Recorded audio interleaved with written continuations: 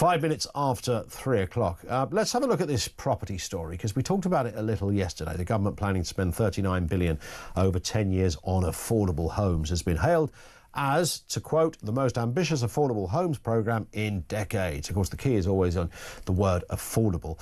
It includes new council homes, repairs and regeneration, but just 10 billion is due during this parliament, with most of the money being pushed into the 2030s. Well, that's quite telling in itself. Critics say short-term funding may actually fall below levels under the last Tory government, casting doubts on the claim of a major turning point. Let's speak to James Nicholson, founder of Property Accelerator. Afternoon to you, James.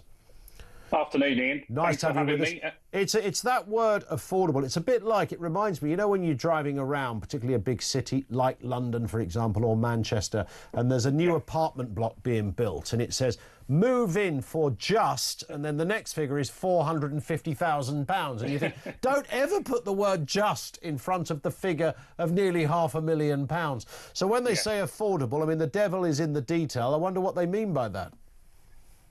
Well, it really, we've got to wait and see what happens. There's not much detail in yesterday's announcement. They've given us a figure, which sounds great on paper, as you said, significantly more than the original budget. I think that was 22 billion. So you can effectively say it's almost doubled. Yeah. But I feel that they're putting the money in the wrong area of the UK. So there's a massive push to a lot of this. The announced places are all pretty much up north. You've got Blackpool, Preston, Sheffield, and Swindon you've got that's down south. But that isn't where the social housing crisis really is. If you look at the waiting lists in those areas, they're not particularly big. They are big. I mean, Blackpool, for example, has 12,000 people on a social housing waiting list, but London has 300,000. Yeah. And in certain areas of London, you could wait 30 years in some boroughs of London to get social housing. So why are we putting it in the wrong areas is the first thing that I would really question the government on. And that perfect sense, because you look at this and think, well, you're surely never, I mean, as you rightly say, you could wait decades. I mean, it's almost literally no point in being on a list. Yeah. And some of the areas that they've picked out, for example, Preston, the figures that I could find online said there's 800 people waiting. Well, that is a lot. If you're in that list, that list seems huge to you. Of course it does. But if you're in London, it just seems like it will never end. And I invest in properties in Doncaster, which is down the road from Sheffield. I've looked at properties in Sheffield, and there's lots of empty properties that investors could focus on turning into social housing. And they don't necessarily need to do these huge building projects in those areas, I don't think. I think they should focus on getting it where it's needed. And London is the real emergency, in my opinion. That's where housing is very, very unaffordable. Yeah. And again, you know, if you are building something, I mean, new council homes is one thing, but rents, we know, you know, and you're not immune from high rents just because you're in a council house. If you're paying it and you're not getting any sort of benefit, you could still be paying an awful lot of money. Everything is just, I mean, I suppose to put it bluntly, James, it's just all too expensive, isn't it? It's too expensive to rent. It's too expensive to buy. Rents have been going up at a crazy rate. I talk about that a lot. And rents in London last year were up 11%, which is just unsustainable. Yeah. And we talk about inflation all the time. Your petrol goes up, it's not ideal, but it's not the biggest chunk of your take-home pay. Your rent is the biggest chunk, and the petrol can fluctuate up and down. But your rent, once it goes up, it stays up.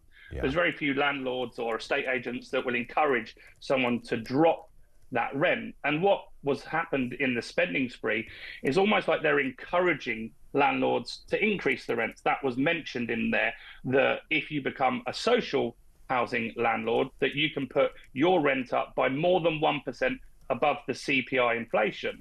So that's going to move more landlords from the private rental sector, which hasn't grown since 2016 and is struggling with the population exploding. More landlords will move across to these contracts in social housing where you can get guaranteed rent for 5 years because they can increase the rent. And that means that the private rental sector, they will struggle. People looking for a normal house. We've seen that in Scotland. They pushed out lots of landlords in Scotland with rent caps and various different anti-landlord policies. And you could get 200 people looking for one property in Edinburgh. And I think that's going to happen all around England at some point very soon.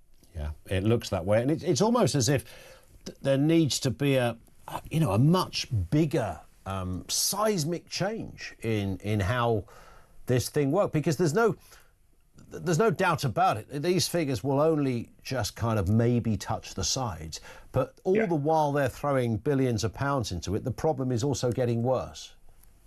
Yeah, and we know they're going to spend the 39 billion, whatever happens, whatever the outcome is at the end. They're not going to say, oh, we didn't quite spend that. That money is getting spent 100%. That always happens with government.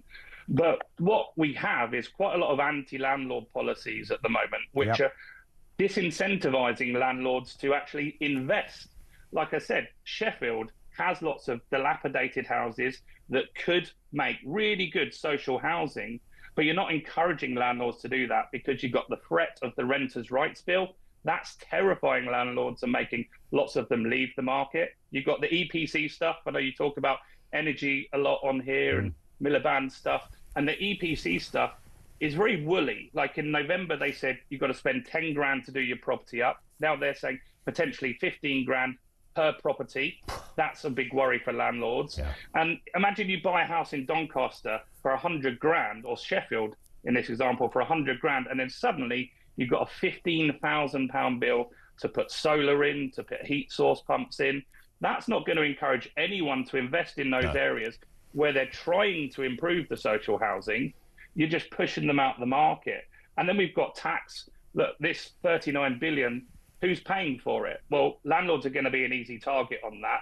If you put tax up on landlords, you're not going to lose many votes on that. So it's very likely that landlords will get, they talked about VAT on rent, they talked about a levy of national insurance, and there's all sorts of things on there that aren't encouraging people that could help them with the problem. Yeah. Lots of people don't like landlords, but why not support them and help them and encourage people to invest and fix the problem together?